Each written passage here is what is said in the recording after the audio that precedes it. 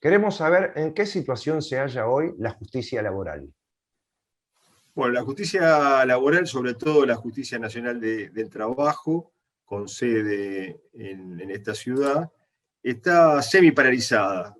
Yo sé que cuando digo esto y cuando lo lean o lo escuchen, hay muchos jueces, muchos empleados que se enojan porque dicen nosotros trabajamos, hacemos un esfuerzo.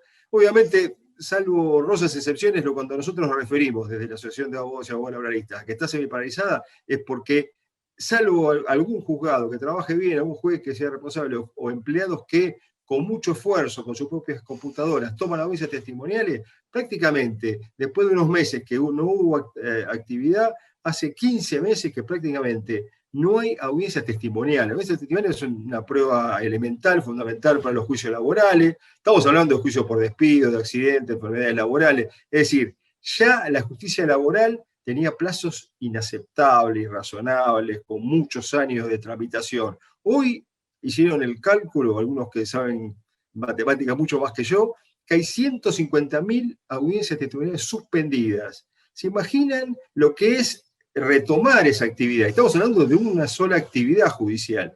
Nosotros desde la asociación, a instancia de algunos de los más viejos, lo que hicimos fue ver de dónde salían los fondos. Bueno, los fondos están en la Corte Suprema. La Corte Suprema tiene un fondo anticíclico que hoy tiene 30.000 millones de pesos.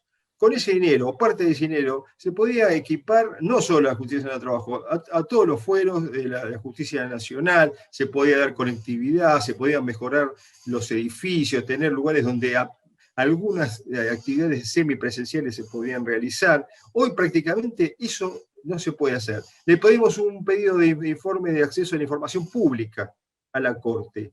Tardó mucho en responder, algo sencillo. Nosotros le decíamos cuánto dinero tiene en el fondo, cómo lo usaron en pandemia, qué elementos de trabajo compraron, qué tipo de inversiones hicieron para que la justicia se reactive, y eso dijeron que, primero que tenía 30.000 millones, después que todos los demás puntos que eran muy importantes, dijeron que eso se lo van a informar o se lo informaron al Consejo de la Magistratura. Cuando fuimos al Consejo de la Magistratura, se deslindaron responsabilidad, empezaron después de un año a averiguar cuántas computadoras estaba cada juzgado. Yo he tenido audiencias testimoniales con el empleado, con su propia máquina, a veces con el celular, tomando audiencias virtuales, es decir, no hay justicia, hay una denegación de acceso a la justicia, la Corte tiene acumulado ese fondo que nadie lo audita, nadie lo controla, y no sabemos qué es lo que hace con eso. Ahora ante esa falta de respuesta precisa, vamos a hacer una denuncia. Hay una agencia la que controla estos pedidos de información pública que tienen todos los funcionarios, los organismos, que no es muy usada. Pero bueno, se nos ocurrió esa forma de decirle a la Corte, señor, acá está la justicia paralizada. Es muy grave eso. ¿Y qué pasa con el teletrabajo, ¿no? ¿Qué es lo que está sucediendo ahora también?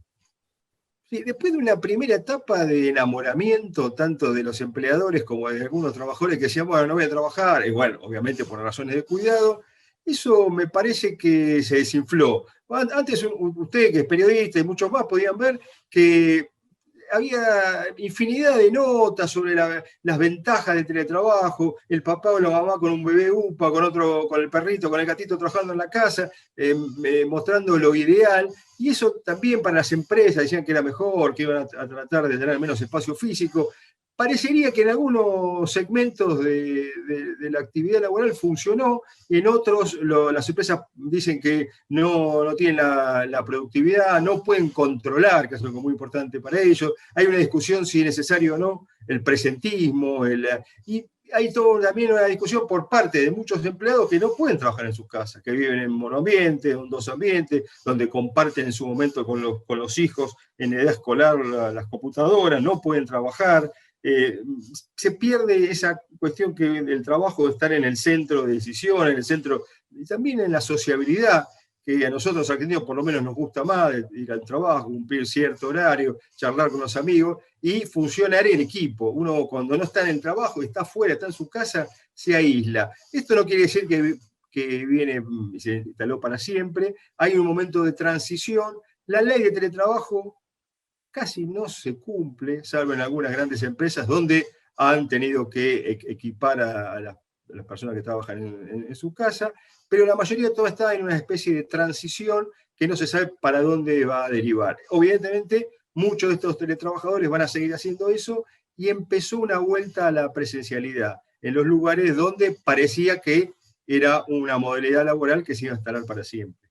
Esto tiene que ver también con una posible decisión del Ministerio de Trabajo con que algunos de los trabajadores mayores de 60 años que pertenecen al grupo de riesgos vuelvan a trabajar con presencialidad. Sí, sí, sí, muy bien la pregunta.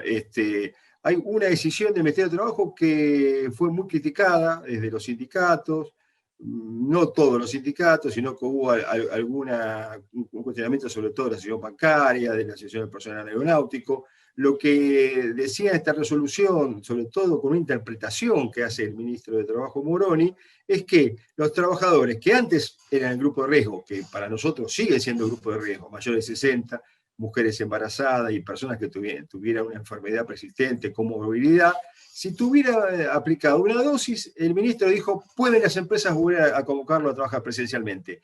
En un momento, no hoy, sino hace 2 semanas, 3 semanas, un mes, de alto nivel epidemiológico, todavía seguimos con ese nivel alto, donde no existe ningún fundamento para que estos trabajadores que estaban dispensados de ir presencialmente vuelvan. Ayer, lamentablemente, a veces con el ejemplo uno entiende más, muy dramático, un trabajador de la línea 60, de 53 años, falleció, un trabajador que tenía una enfermedad, lo convocó la empresa, se contagió de COVID y lamentablemente hoy están los compañeros llorando su muerte. Es decir, me parece que es hora de que tanto el Ministerio de Trabajo como las empresas tomen conciencia de que la pandemia todavía es un riesgo, de que con una sola dosis y hasta con 2, los expertos especialistas dicen que uno no logra la inmunidad total y el riesgo en la salud y con peligro de muerte sigue existiendo. Me parece que es algo que se tiene que modificar inmediatamente.